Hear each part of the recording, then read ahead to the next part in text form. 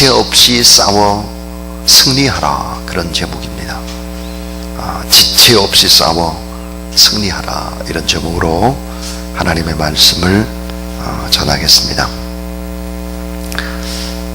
2006년 6월에 가자지구 접경에 주둔해 있던 이스라엘 경비대가 기습 공격을 당합니다. 팔레스타인 무장 세력인 하마스가 땅굴을 통해서 이스라엘 경계를 넘어와서 경비대를 급습을 한 것입니다. 이 총격전 와중에 일단에 하마스의 병사들은 이스라엘 병사 한 명을 납치해서 가자지구 쪽으로 사라져버리고 맙니다. 자, 이때부터 납치된 이스라엘 병사 한 사람을 구하기 위한 이스라엘의 끈질긴 노력이 시작이 됩니다. 5년 이상이나 끌던 이스라엘과 하마스의 협상이 마침내 2011년 10월 18일에 이제 납치되었던 이스라엘 병사 딱 한 명과 그리고 수감되어 있던, 이스라엘에 수감되어 있던 1027명의 팔레스타인의 이 죄수들의 교환이 이루어집니다. 자, 이스라엘의 한 명의 병사와 팔레스타인의 1027명의 포로와의 교환입니다. 1대 1027입니다. 자, 병사 한 명의 생환을 위한 이스라엘 측이 수락한 파격적인 교환의 조건은 외국인들에게는 도대체나 잘 납득이 가지 않는 파격적인 것이었습니다.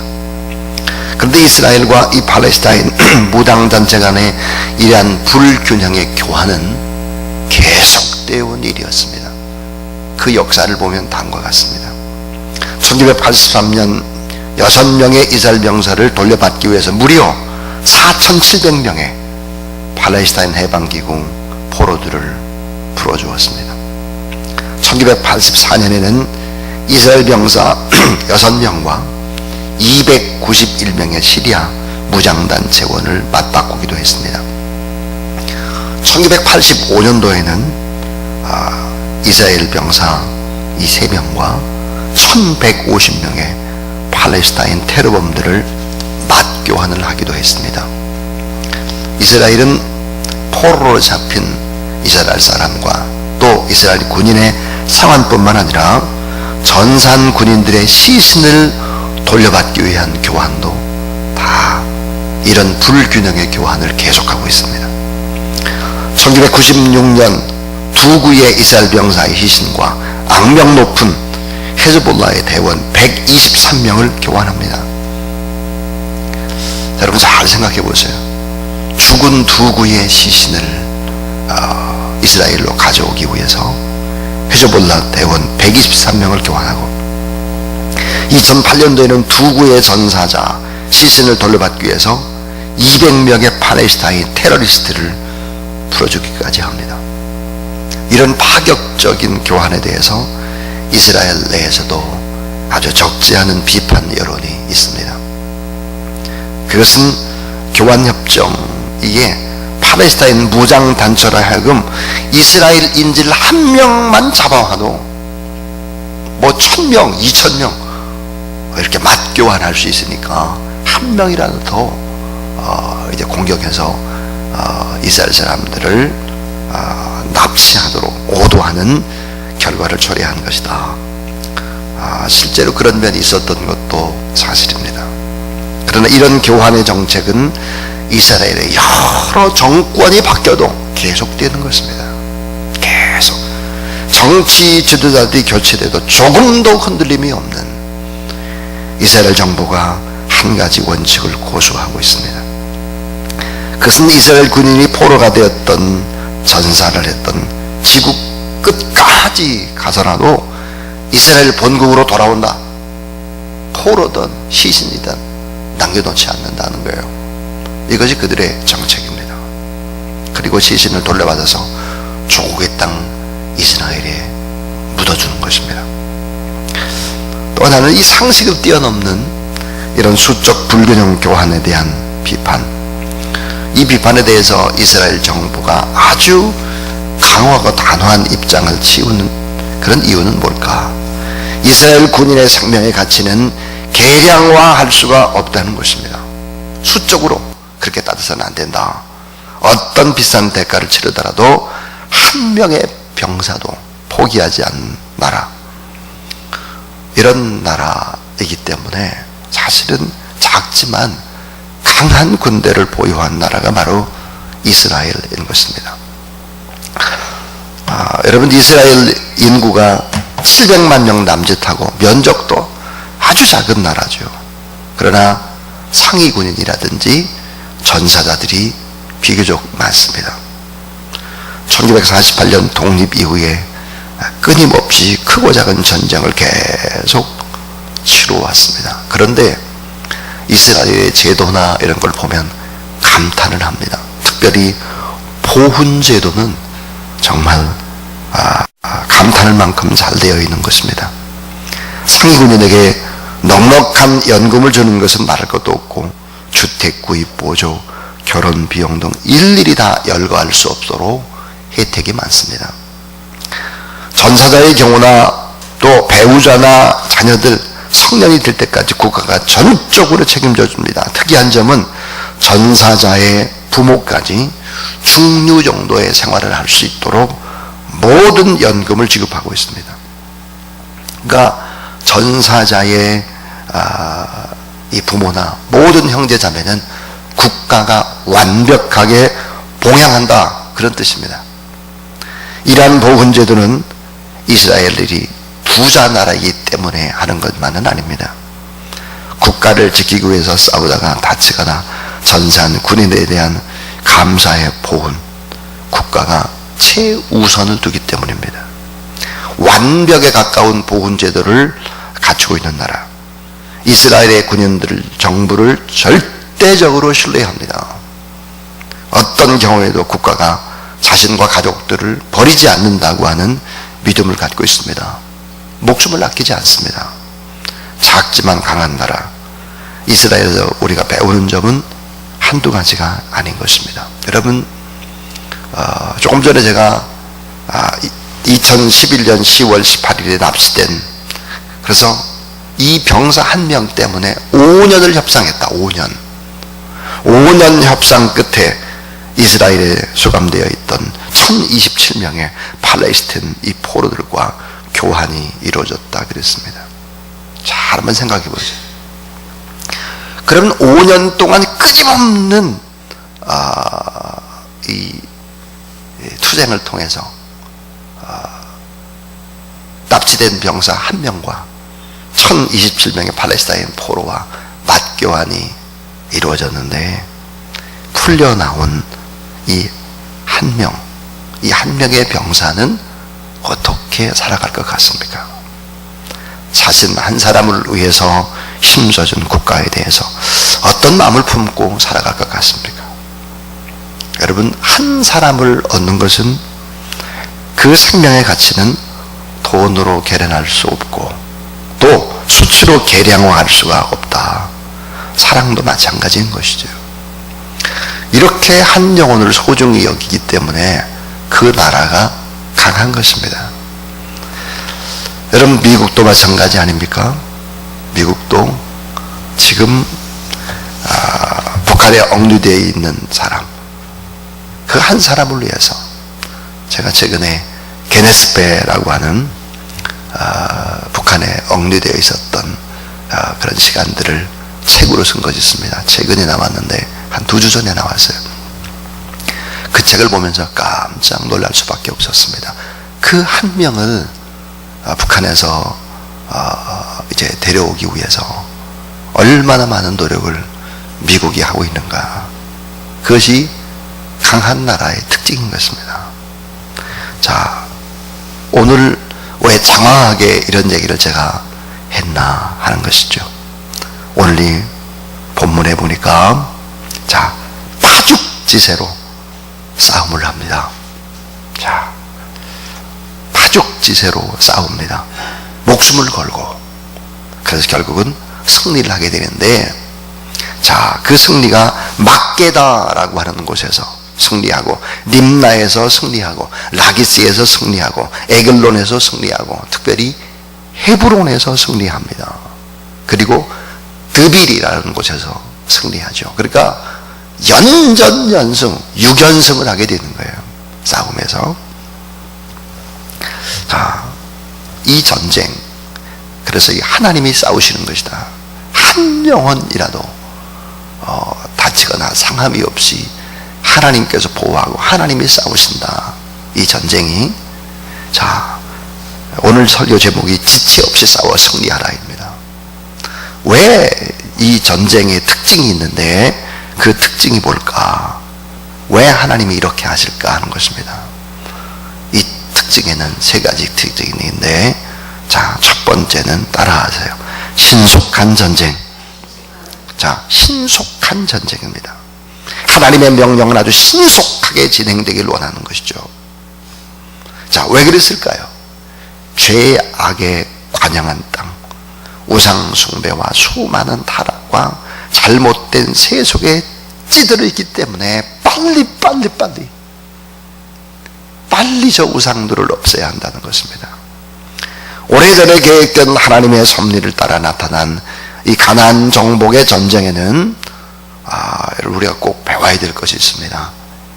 빨리 싸워야 된다는 거예요. 신속한 전쟁을 해야 되는 거예요. 왜냐하면 영적인 타락과 우상 숭배의 땅이기 때문에 그 땅을 빨리 하나님이 다스리는 땅으로 점령을 해야 된다. 영적인 긴박감을 가지고 빨리 싸워야 된다 하는 것입니다. 특별히 여러분, 오늘 자, 헤브론이라고 하는 부분 지명 제가 중요하다 그랬습니다. 이 헤브론이 얼마나 귀한 성지인데 이 헤브론이 완전히 우상숭배로 초토화되고 영적인 완전히 타락과 우상숭배가 되어버린 거예요. 이 헤브론이. 그러니까 하나님의 마음이 얼마나 아프겠습니까? 여러분, 이 헤브론은요 귀한 성지였거든요. 헤브론 자체가 성지입니다. 이 성경의 역사에 있어서 헤브론이라고 하는 이 땅의 역사를 보면 이게 얼마나 귀중한 땅인지를 알 수 있습니다. 자, 이 헤브론이라는 곳이 어떤 곳이었을까요? 그 하나가 뭐냐면, 자, 아브라함에게 약속한 그 가나안 땅이 바로 헤브론입니다. 이 아브라함이 이 헤브론에서 얼마를 살았느냐? 한 50년쯤 살았습니다. 아브라함이 50년. 자, 이 헤브론은요 유명한 막벨라 굴이 있습니다. 막벨라 굴. 이런 이 막벨라 굴에 누가 잠들어 있을까요? 거기엔 아브라함, 이삭, 야곱, 사라, 리브가, 레아 모두가 다 매장되어 있는 곳 헤브론입니다. 자, 이 헤브론은 사실은 어때요? 거룩한 아브라함의 기도, 제단을 쌓았던 마물의 상수리 나무, 바로 그것도 역시 헤브론입니다. 이 헤브론은 어떤 것이었을까? 성지입니다. 그것은 향기로운 장소입니다. 그런데 이 거룩한 곳이 우상이 다 들끓어가지고 영적으로 완전히 뒤덮여야 돼 타락하고, 이런 마음을 보는 하나님의 마음이 어떻겠는가 하는 것입니다. 이 헤브론은 가장 경건한 곳인데, 이 경건한 곳, 수많은 사람들이, 믿음의 사람들이 시신이 붙여 있을 뿐만 아니라 그 성지를 통해서 수많은 사람들이 교훈을 얻어야 될 곳인데, 여기가 완전히 초토화된 것입니다. 여러분이 나중에 이제 긴 전쟁이 끝나고 난 다음에 이 헤브론에는 6개의 도피성 가운데 한 개가 나중에 세워지게 되죠. 도피성이 세워집니다. 또 다윗이 7년 반 동안 유다 왕국의 수도로 역시 헤브론에서 7년 반이라고 하는 시간 동안 유다 왕국을 세워서 나중에는 이제 예루살렘을 다 통일시켜가지고 이스라엘 왕국이 되는 것이죠. 이 갈렙과 다윗에 의해서 찬양과 아름다운 예배와 이런 것들이 다 올려지는 곳이 바로 이제 헤브론이기도 합니다. 그래서 어때요? 신속한 전쟁을 하라는 거예요. 신속한 전쟁. 우리는 지금 신속한 전쟁을 해야 합니다. 무엇을 위해 신속한 전쟁을 해야 될까요? 우리의 아들과 딸들이 세상에 너무 오염되어 있기 때문입니다. 그들에게 정말 복음을 뜨겁게 증거해야 되는 것이죠. 저 북한 땅, 평양을 가리켜서 동방의 예루살렘이다 그랬습니다. 그 땅이 다 우상으로 뒤덮였습니다. 완전히 우상 덩어리죠. 정말 지금 신속한 영적인 전쟁을 해야 되는 것이고, 나라와 민족을 위해 우리가 정말 많이 기도해야 하는 것이죠. 신속한 전쟁이다. 이 가나안의 전쟁은, 두 번째는 하나님의 뜻이 심판으로 나타나는 전쟁이다 하는 거예요. 하나님의 뜻이 심판으로 나타나는 전쟁이다 그랬습니다. 이 가나안 전쟁이 어떻게 이렇게 잔인할 수 있는가? 어떻게 이렇게 사람들을 다 죽이고 이렇게 갈 수 있는가? 윤리와 도덕과 이런 것들이 있어야 되는데 너무 이건 무지막지하지 않는가? 이런 질문을 할 수 있습니다. 영적으로 완전 타락의 길, 도저히 하나님이 참지 못할 정도로 타락의 길을 가고 있다고 하면 이걸 완전히 진멸하기로 하나님이 심판하신 것입니다. 그게 바로 하나님의 뜻이죠. 여호수아는 그저 하나님의 심판의 도구일 뿐이고 하나님의 뜻에 순종하는 것입니다. 자, 여러분 한번 생각해 보세요. 성경에 보니까 죄악이 아주 만연됐을 때, 죄악이 아주 관영화됐을 때 하나님은 어떻게 심판을 하셨을까요? 노아의 홍수 심판을 보세요. 싹 쓸어버립니다. 노아의 홍수 심판 싹 쓸어버려요. 또 여러분 시날 평지의 바벨탑 사건을 보세요. 다 쓸어버리는 것입니다. 다 흩어버리고 쓸어버리죠. 이 가나안 땅의 전쟁도 마찬가지입니다. 북한 땅도 하나님이 그렇게 하실 수 있습니다. 여러분 기억하셔야 돼요. 이게 너무너무 인본주의적으로 잘못되어지고 이렇게 될 때 하나님은 단 얼마 사이에 쓸어버릴 수 있다는 사실들을 알아야 하는 것이죠. 이게 성경의 뜻입니다. 하나님은 참 오래오래 참지만 영원히 참는 분은 아니죠. 이 가나안 전쟁은 하나님의 뜻이 심판으로 나타난 전쟁이었다 하는 것입니다. 마지막 세 번째는 따라해 주세요. 하나님의 사랑이 확증된 전쟁. 하나님의 사랑이 확증된 전쟁이라는 거예요. 이게 뭘까? 하나님이 이스라엘을 위해서 싸우셨다 하는 거거든요. 다시 말하면 심판도 하나님의 사랑의 일부라는 거예요. 징계도 하나님의 사랑의 일부라는 것입니다. 여러분 부모가 자녀들이 잘못할 때 징계에 매를 들지 않습니까? 야단을 치지 않습니까? 그리고 다시 시작하도록 반성하고 그렇게 하도록 하는 거 아니겠습니까? 자, 이 싸움에는요 세 가지의 의미가 있습니다. 그게 뭘까요? 그것은 아브라함의 언약의 이행이다.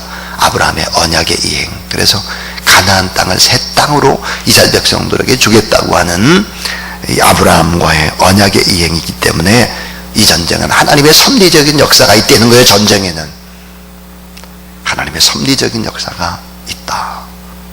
또 하나는 이스라엘을 사랑하기 때문에 이기게 하신다는 거예요. 하나님의 사랑이 나타나는 전쟁이다 하는 것입니다. 또 하나는 새로운 신정정치의 시작, 그래서 풍요로움과 승리를 베풀려고 하는 하나님의 놀라운 축복이 이 가나안 전쟁 가운데 숨어 있다 하는 것입니다. 그래서 하나님이 친히 싸우시고 승리하시고 그리고 풍요로움과 승리를 주시려고 하는 이 하나님의 뜻이 담겨져 있다 하는 것입니다. 오늘 저는 지체 없이 싸워 승리하라 그랬습니다. 그리고 이스라엘이라고 하는 나라가 포로 한 명, 이 한 명을 다시 본국으로 데려오기 위해서 5년 동안 협상을 하고 5년 동안 협상 후에는 1027명의 갇혀있는 포로를 주고 데려오고 이런 엄청난 일들을 합니다. 왜 그럴까요? 그것은 바로 왜 이스라엘 백성들이 그렇게 강할까요? 그 강한 이유가 있습니다. 그것은 뭐냐면 마음 중심에 여호와 우리 하나님을 모시고 살아가는 그런 백성들은 강한 것이죠. 그런데 우리는 더 강해요. 우리는 왜 더 강하냐?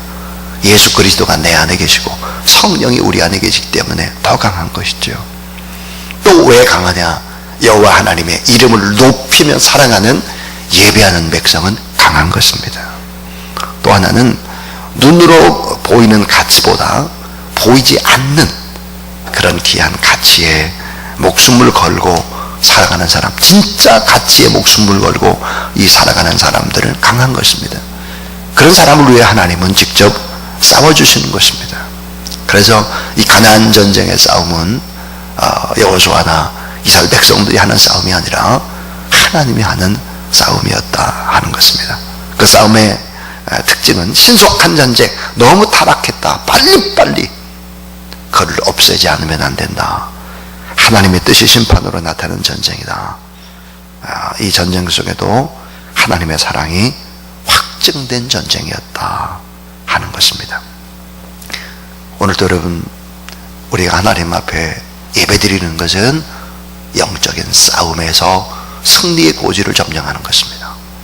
여러분이 이 자리에서 또 예배를 드리고 하나님 앞에 기도하는 것은 그 기도하는 일은 내 일이 아니라 우리가 기도하면 그 일은 하나님의 일이 된다는 사실을 믿으시기 바랍니다. 여러분이 여러분의 자녀를 위해서 기도한다면 그것은 여러분의 자녀의 일이 아니에요. 하나님의 일이 되고, 나라와 민족을 위해서 기도한다면 그것은 하나님이 간섭하는 일이 되기 때문에 하나님이 싸우시고 하나님이 인도하시고 보호하시고 이끌어 가신다 하는 것입니다. 오늘도 믿음 안에 승리하는 귀한 여러분의 삶이 될 수 있기를 주님의 이름으로 축원합니다.